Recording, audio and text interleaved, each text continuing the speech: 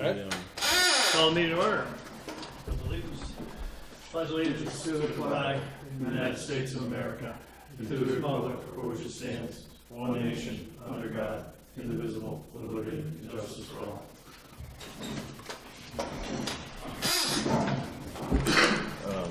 It's advisory period in the school, so it's tied up. All right. Just let me know. Okay, I'll give you some dates. Fridays. Well, you and I are gonna go through it first. Make a motion to accept departmental reports.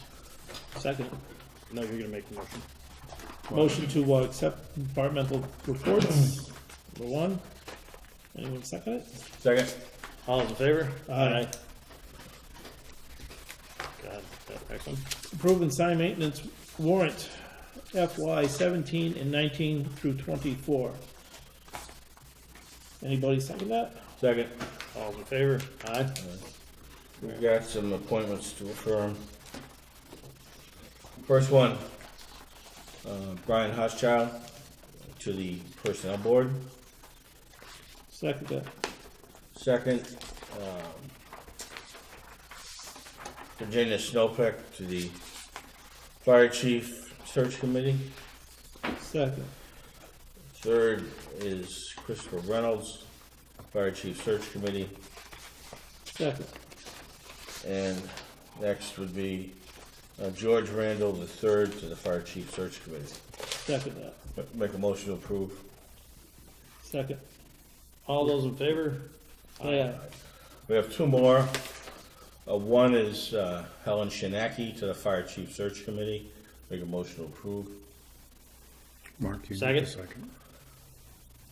All those in favor? Aye. The next one is Louis Barry, myself, to the Fire Chief Search Committee. Second that. All those in favor? Aye. Mark, did you make the motion? I did not. Can you please make the motion? I guess so. All right, I move that we approve the appointment of Lou Berry to the Fire Chief Search Committee, is that it? Yes. I second that. All those in favor? Aye. Okay. Abstain. And as a part of that, I do have a search committee charge. I think it should be underneath your agenda. Under the agenda. Yeah. Charge of the search committee is one, advertise for the position. Second, develop a full list of questions for candidates. Third, receive applications, select candidates, and conduct pre-screening interviews. Fourth, conduct reference checks on the finalists and select the finalist or finalists, and submit the finalists to the Board of Selectmen by December 30th, 2016. Make a motion to approve. Second. All those in favor? Aye.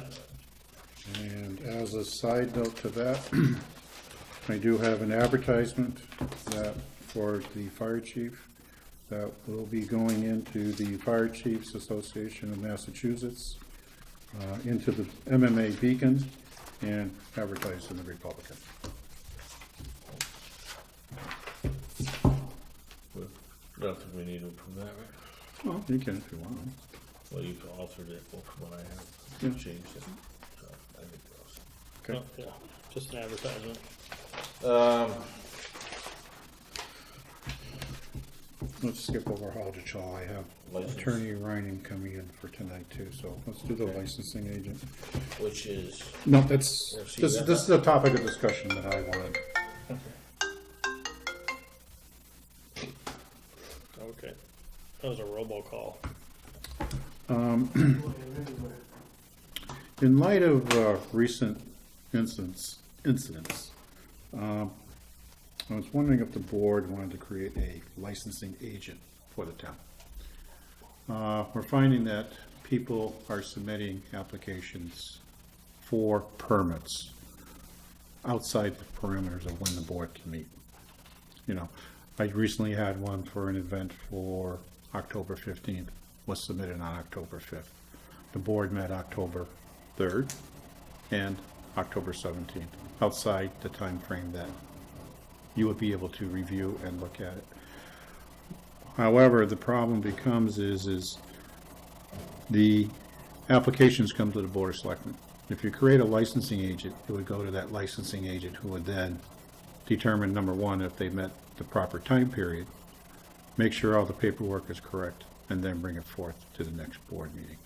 And that person would be dealing with the applicants if they didn't meet the proper time frame in order to be able to submit, and to make sure that all the paperwork is submitted and complete.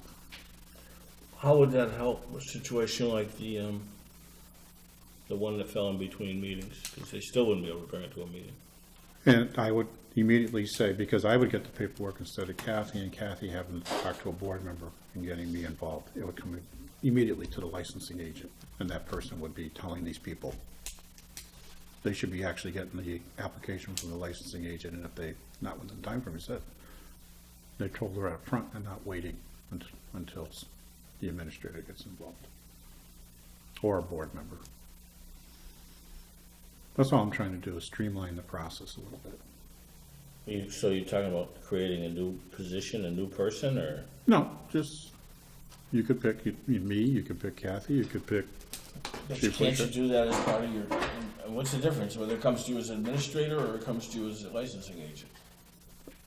I'm just saying, I'm just talking about a licensing agent, an agent for the board to be able to take this stuff in and review it prior to coming to a board meeting. That's all I'm trying to do. If you don't want to call it an agent, if you want to make it part of the town administrator's job duties, so be it. We can do it that way. That was part of it. No, not necessarily. Okay. So if you want, like I said, if you want to make it a rule that the town administrator needs to review any and all applications upon submission, then we go from there. And I don't know if you still want to keep the 60-day period for them to submit, or if we want to reduce it to like 45, if you want to make it 30, do you want to make it? 60's an awful lot, I think. I wouldn't have any problem with reducing that to like 30, but 2 days is not. No, I think you're right about that. I mean, 60 days is quite a lengthy time between events, and that indeed, 30 days would be adequate to submit. Yeah. So do you want to make it 30-day minimum, no less than 30 days? You're talking specifically alcohol? Yes. Well, also, we've run into problems where we've had common vics, people come in after an event has been held, asking for a common vic to be issued. Case in point was the Tomato Festival, you know. We had people who were vendors up there and didn't get their paperwork in until the day before the event. You know, it's just things like that. That's all I'm trying to do, is trying to, Organize it better, yeah. which sounds logical. Prevent illegal tomatoes. Yeah, I mean, I thought they were automatically going to you first anyways. No. I mean, it wouldn't make sense, you know when we're meeting, and if the people, there's no point in having the application sit there for 3 weeks and then find out that it's inadequate and have to have them. Now it'll be too late to go back and get some permits. That makes sense to me. And it probably would have avoided another issue where someone said they had the catering license that we thought was issued through the ABCC, when all it was a common vic issued to them in another community. You know, you could avoid some of those issues too. So Okay, that's all. I'm sounds just, good to me. We need a motion on that? if you could, please. I'll make a motion to have the town administrator act as a licensing agent for the liquor licensing board. I second that. Any more discussion? I think you're really well suited for this job. Oh, thanks. I put 100% faith in you on this. All's in favor? Aye. And the other topic I wanted to talk about is, how do we deal with people who say we deny the permit to? How do we control whether they're going to have alcohol or not, still at the event illegally? That's an enforcement issue, so it falls on the, Well, that's why I asked the chief to come in, because he had some concerns. Can he go on a private piece of property as the licensing agents? believe we can. I think, if I can just chime in, I think the issue becomes two things. Not that, certainly in certain situations it couldn't be done. However, as the local licensing agent, my understanding of that is those authorities to check records and make sure things are being done properly is for licensed people. And certainly that somebody could be selling or delivering alcohol illegally in other situations where we could act.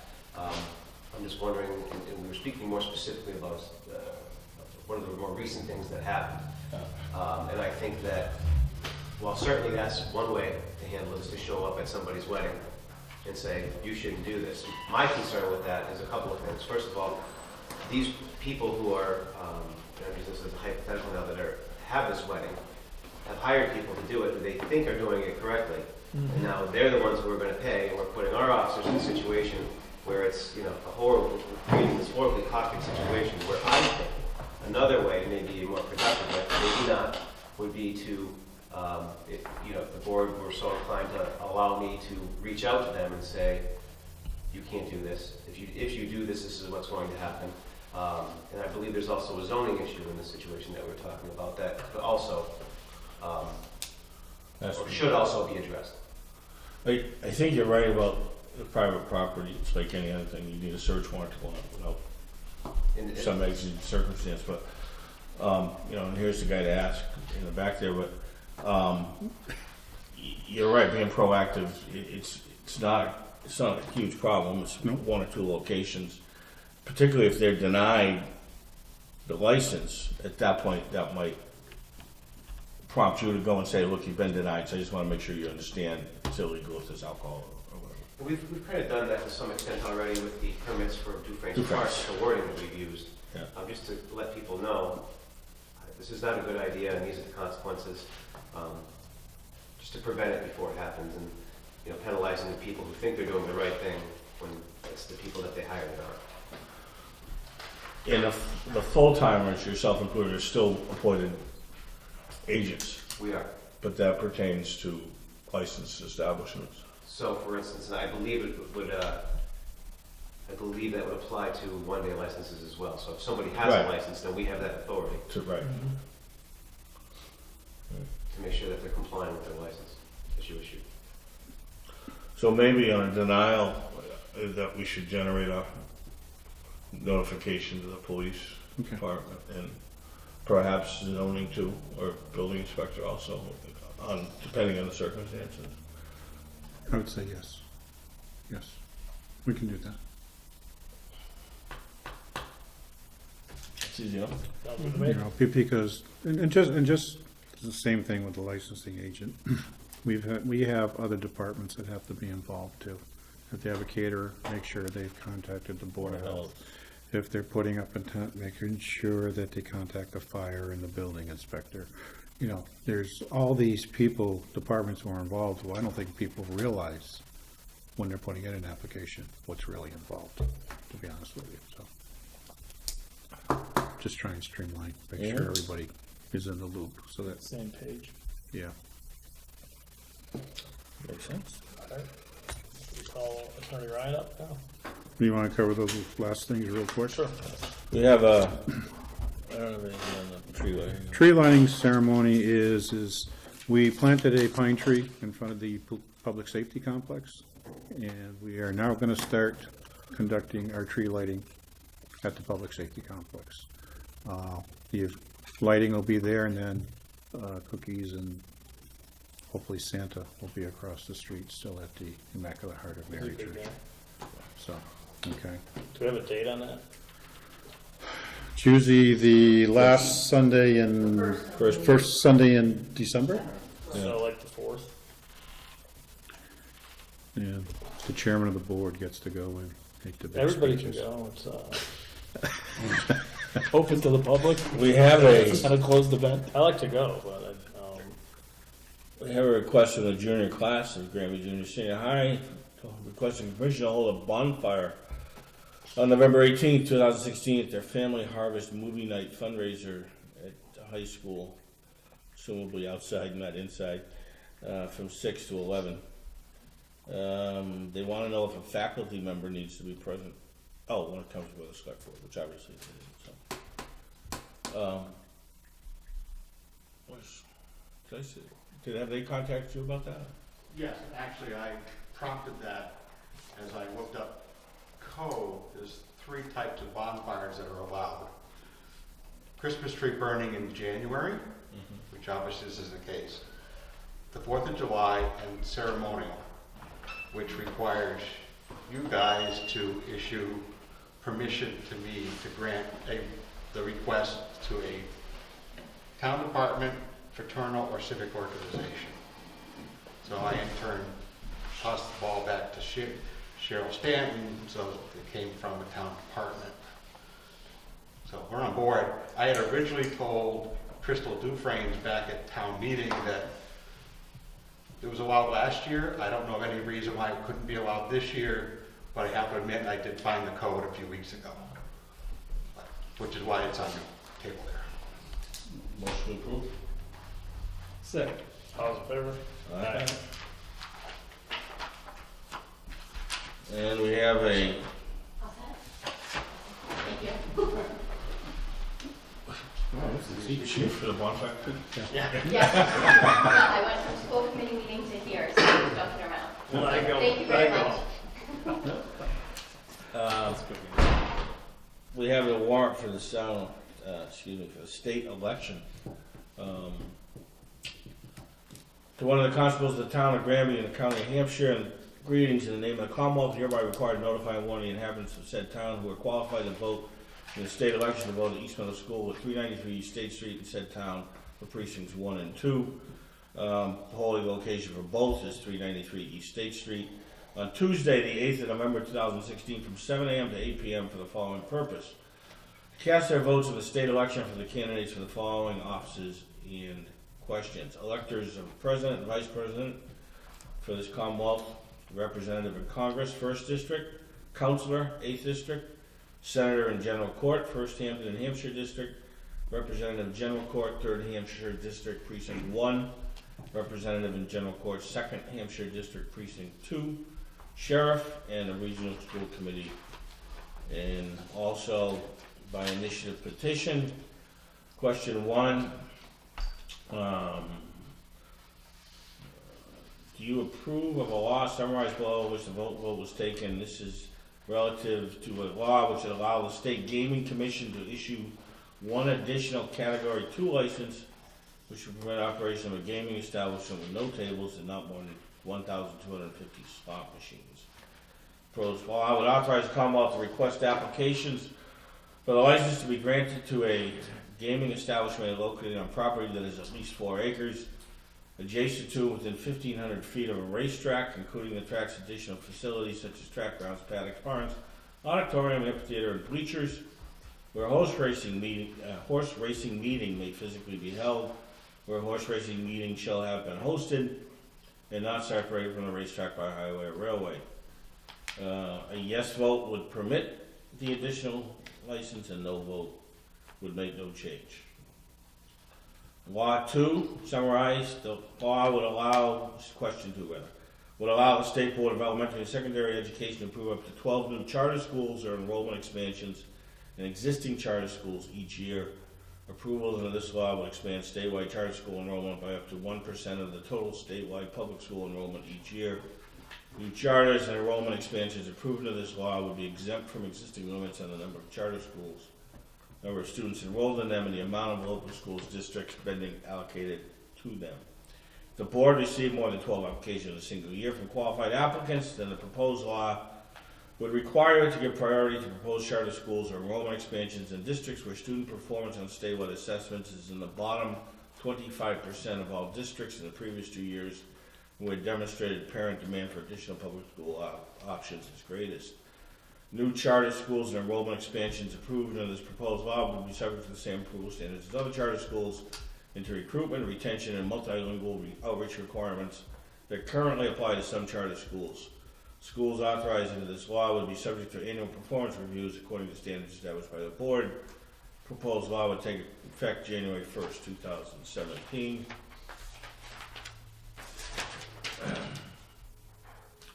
Question 3. This proposed law will prohibit any farm owner or operator from knowingly confining any breeding pig, calf raised for veal, or egg-laying hen in a way that prevents them animal from lying down, standing up, fully extending its limbs, or turning freely. It also prohibit any business owner or operator master from selling whole eggs intended for human consumption or any uncooked cut of veal or pork if the business owner or operator knows or should know that the hen breeding pig or veal calf that produce these products was confined in a manner prohibited by law. Proposed law would exempt sales of food products that combine veal or pork with other products, including soup, sandwiches, pizzas, hot dogs, or similar processed or prepared food. And it goes on to explain penalties, etc. Question 4. Proposed law would permit the possession, use, distribution, and cultivation of marijuana in limited amounts by persons aged 21 and older. It would remove criminal penalties for such activities. It would provide for the regulation of commerce in marijuana, marijuana accessories, and marijuana products, and for the taxation of proceeds from sales of these items. Proposed law would authorize persons at least 21 to possess up to 1 ounce of marijuana outside their residence, possess up to 10 ounces of marijuana inside their residence, to grow up to 6 marijuana plants in their residence, give 1 ounce or less of marijuana to a person at least 21 without payment, possess or produce or transfer hemp or make the transfer items related to marijuana use, storage, cultivation, or processing. Measure would create the Cannabis Control Commission of 3 members appointed by the state treasurer, which would generally administrate the law governing marijuana use and distribution. It would also allow cities and towns to adopt reasonable restrictions on the time, place, manner of operating marijuana businesses and a limited number of marijuana establishments in their communities. City or town can hold a local vote to determine whether to permit the selling of marijuana and marijuana products for consumption on premises at commercial establishments. Proceeds of retail sales of marijuana and marijuana products would be subject to the state sales tax and an additional excise tax of 3.75%. City or town could impose a separate tax of up to 2%. Revenue received from the additional state excise tax or from license application fees and civil penalties for violation of this law will be deposited in a marijuana regulation fund. It would be used to subject to appropriation for administration of the proposed law. Marijuana activities under authorized would not be a basis for adverse orders in child welfare cases. A yes vote would allow persons 21 and older to possess, use, transfer marijuana and products containing marijuana concentrate, including edible products, and to cultivate marijuana in all limited amounts, and would provide for the regulation and taxation of commercial sale of marijuana. A no vote would make no changes. Have a Christmas present clause in there. Question 5. This is not binding. Precinct 1 only. Shall the state rep from this district be instructed to vote in favor of legislation that lowers the drinking age to 19 for wines and malt beverages and maintains the drinking age at 21 for all other alcoholic beverages? A yes is in favor. A no is not. And this is, hereof fail not make return of this warrant if you're doing thereon at the time and place date is said voting and signed by the select board on the 17th date of October 2016. Need a motion? Second. All's in favor? Aye. Will all the board members have to sign? I think Yeah, we we all did. did. We're proactive. Safety complex solar project update. Okay, the update on that is they had gotten some final prices in. However, due to the final price that came in, it became more expensive than what the town can afford, so we're not gonna proceed with the project at this point in How time. much more? It came in, I believe, an additional 45% if we were gonna advertise or do it out under the Master General Law 25A instead of regular procurement. The company that did the assessment was gonna tack on another 45% onto the price. Plus, they wanted to keep the SRECs. So for us, it wasn't financially viable to continue. That's- However, it's not a dead project. Yeah. We are gonna probably bid it out under 30B, normal procurement regulations, and go forward that way. So, however, the reason we were trying to go the other route was to get it done by December 31st to be able to qualify for the next round of green community grant funding. Yeah. And we're not gonna make that date, so as far as we're concerned, we probably won't qualify for that, but we are gonna proceed with trying to. Okay, so is there something else we wanted to do to qualify for that funding? Because otherwise we lose a whole year's worth of funding, right?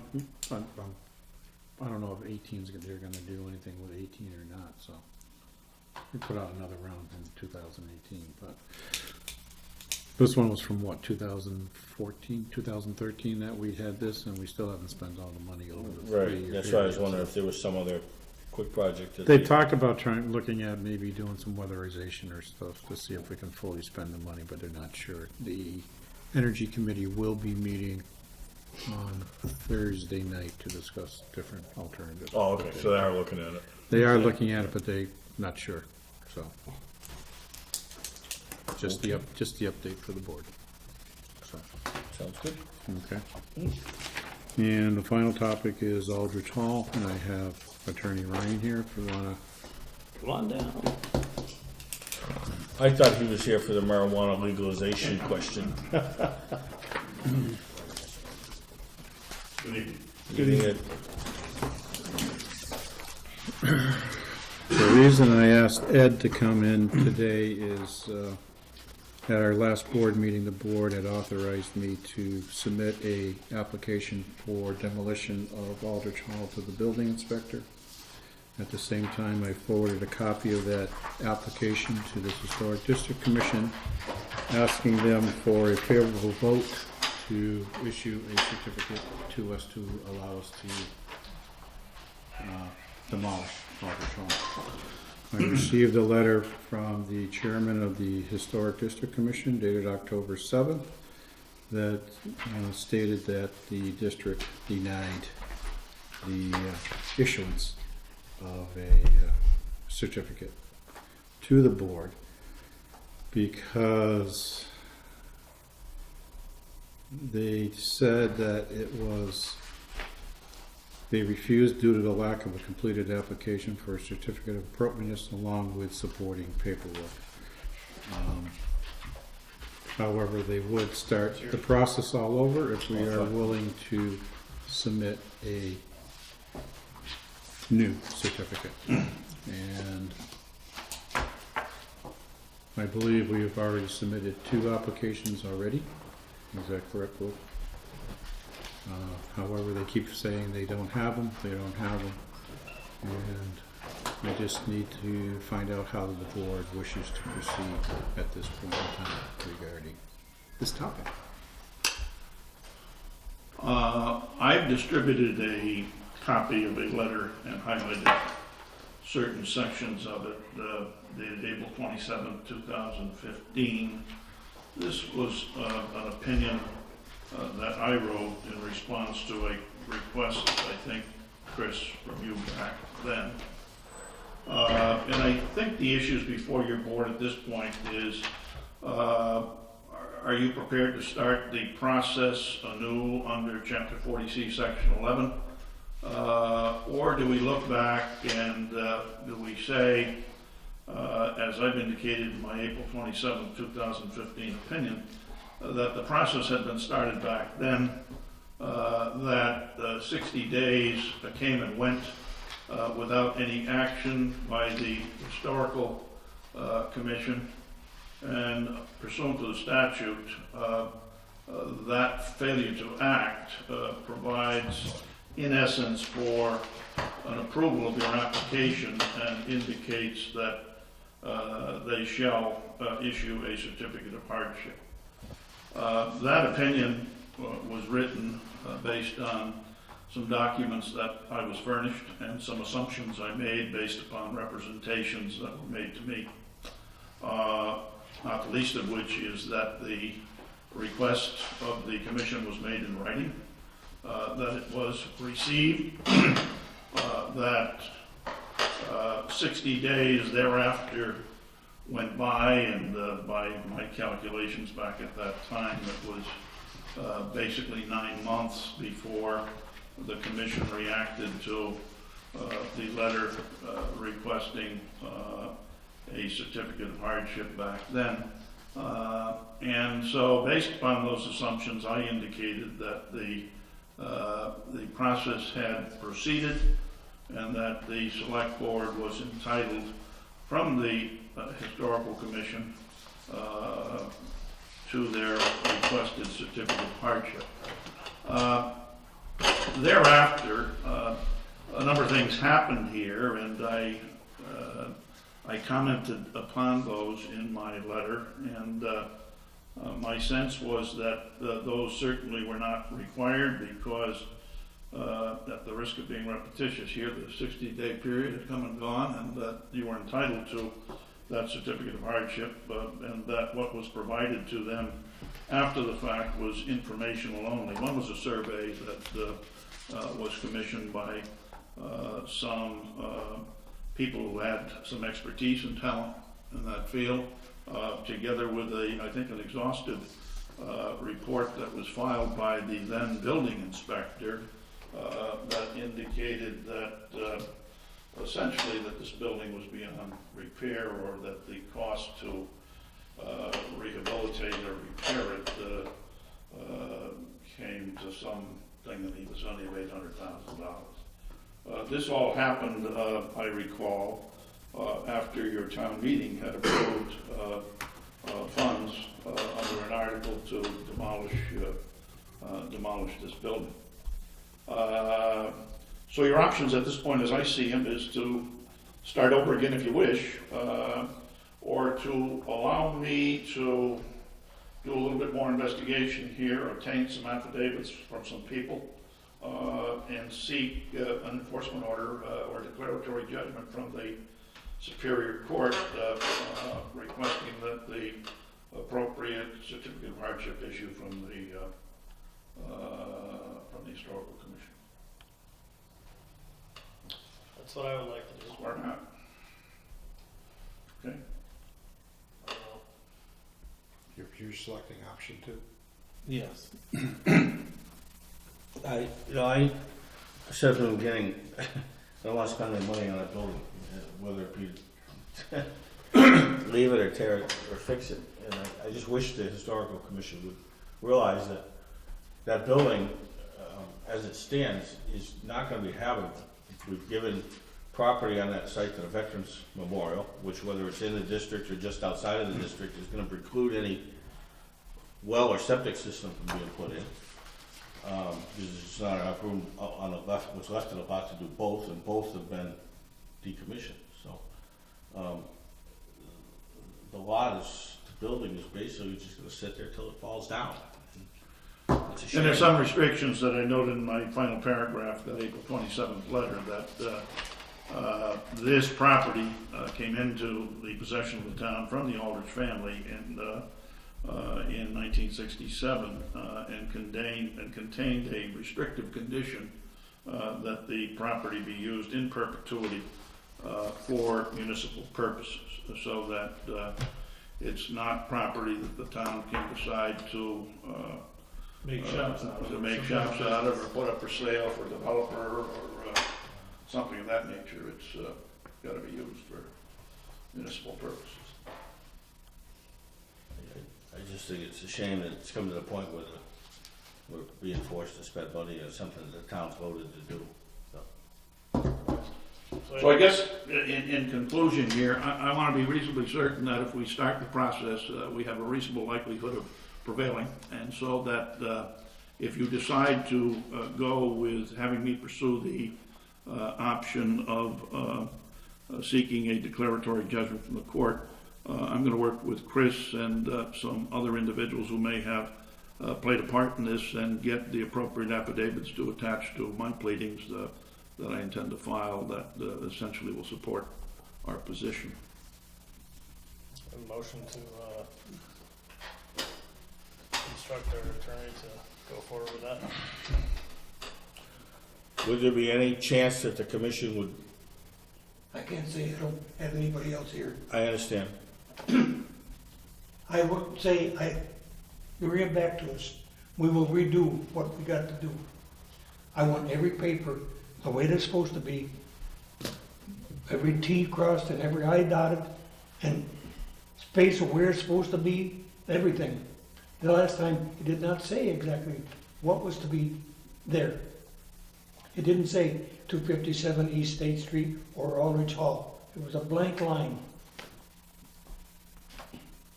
if it's all filled out properly, I could say it may probably change. That was my problem with the whole thing. It was not filled out properly. I delivered the paper that should have come from us to begin with to the building inspector the next day and told him to give it to Chris. I think this goes before your time, though. Everything else is way before my time.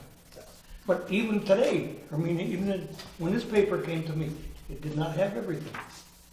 That's why I said it was voted down. My issue was I refused to fill out another application with the idea that that would start the clock all again.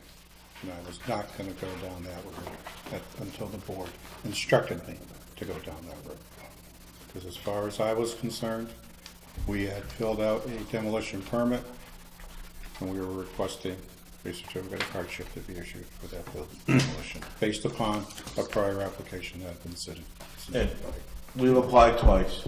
It's been, as you know, the history, I don't have to go through it again, but Yeah. if we were to fill out another application, would that put us in a position where we were now losing the position we're in, if you know what I mean? That's a difficult question at this point, for me to respond to, but if you start the process over again, I suppose that leaves room for an argument that you can't revert back to the initial position and said you did what you were supposed to do when you're entitled to the relief that the statute provides for you, based on inaction of the commission. I'm looking at what I relied upon back when I say the select board submitted a letter. I'm looking at a letter I have here. It's not signed, but it bears the lines for signature of yourself, Lou, Mary, and Mark. It's dated June 3, 2013. It's addressed to the Granby Historic Commission, care of Nancy Brooks, to 46 State Street, and it says, "Dear Ms. Brooks, the Granby Select Board is hereby submitting an application for a certificate of appropriateness under Massachusetts General Laws, Chapter 40C, and the Granby Historic Commission bylaw regarding town property located at 25070 State Street." Is that the property? Okay, so I don't know what the gentleman refers to when he indicates that it didn't have the property address on it. The board is requesting commission determination regarding demolition of the current structure and barn located at the aforesaid location as voted at the March 4, 2013 special town meeting. The board is also requesting a determination regarding the construction of a Granby War Memorial at the same site. The board also requests notification of the meeting, time, date, and place at which the commission will address this application. It's, again, my information that this letter was delivered, that some 9 months went by before there was any response from the commission, which was long after the 60 days that the statute provides. If that's incorrect information, then that may change my response to you, Lou. That's correct. If I may show the attorney.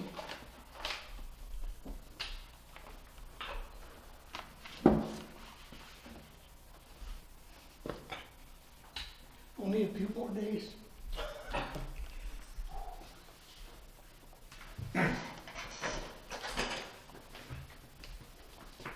No, that's all right, I'm gonna stand. I've got to stand for.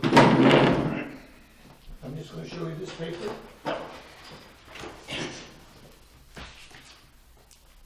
I got this, and see where it says where property location? Yep. This is what I gave to the building inspector. This is not the one, but I gave him a blank one, and that's, did not say where the property is on that one. That's what I gave him the paper for.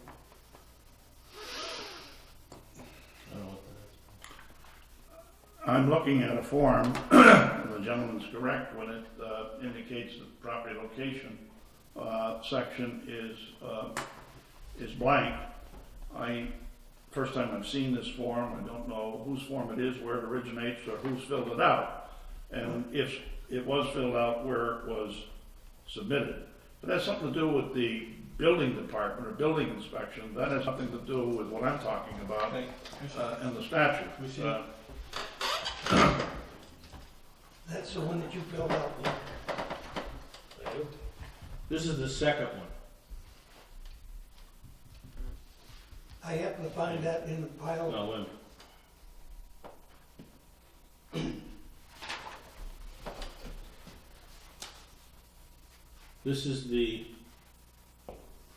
well, but on the,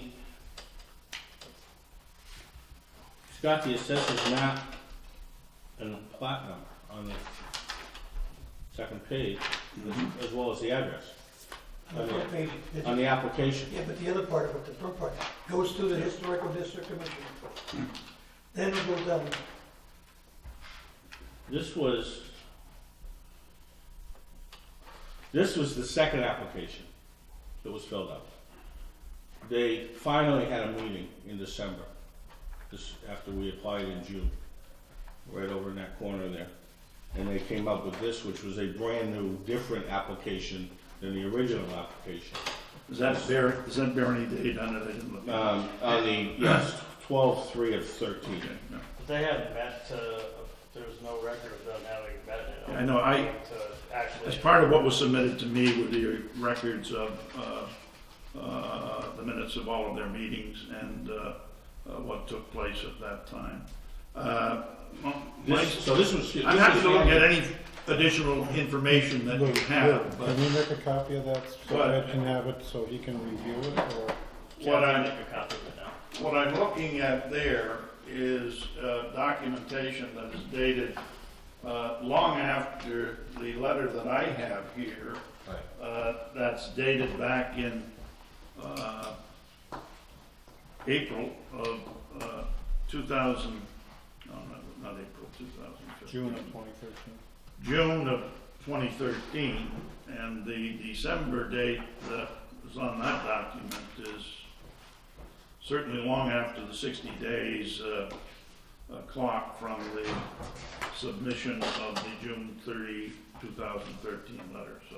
Yeah, and that was given at that meeting, and I said, well, I've already filled one out. Where'd this come from? Because they hadn't had a meeting to revise the form.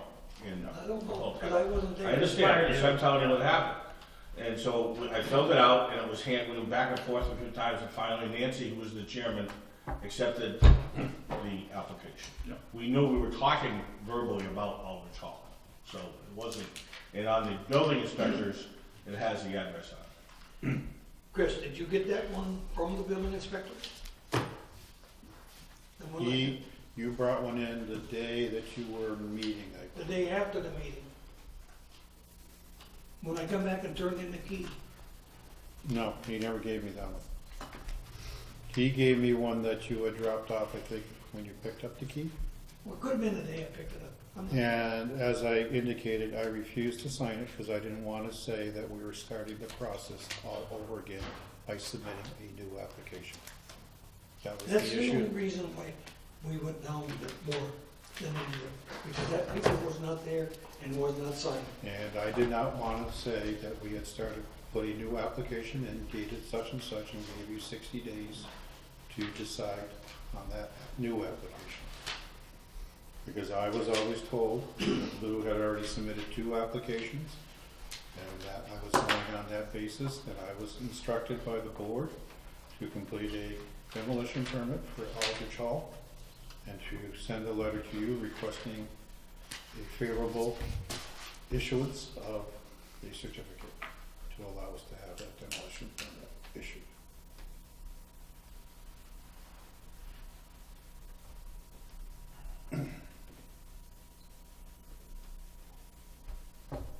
Well, I guess we go forward on the motion. On what? You made a motion. I'll second it. Well, yeah, my motion is to pursue the legal remedy. Yeah. You second it? Yes. Okay, any more discussion? All those in favor? Aye. Okay, I'm gonna report back to Chris after I review this all again and prepare the necessary documents, these drafts, and indicate who I might need affidavits from. And we'll get back. All right, any questions? I'm gonna wait, if I might, for the copy of, or are you gonna get me a copy? She's got your I think copy. she made it already, I think. We'll get you a copy of it. Okay. Thank you. Have a good evening. Thanks, Ed. Thanks, Ed. Okay, Motion to adjourn? motion, Ben? Second. Aye. All in favor? Aye.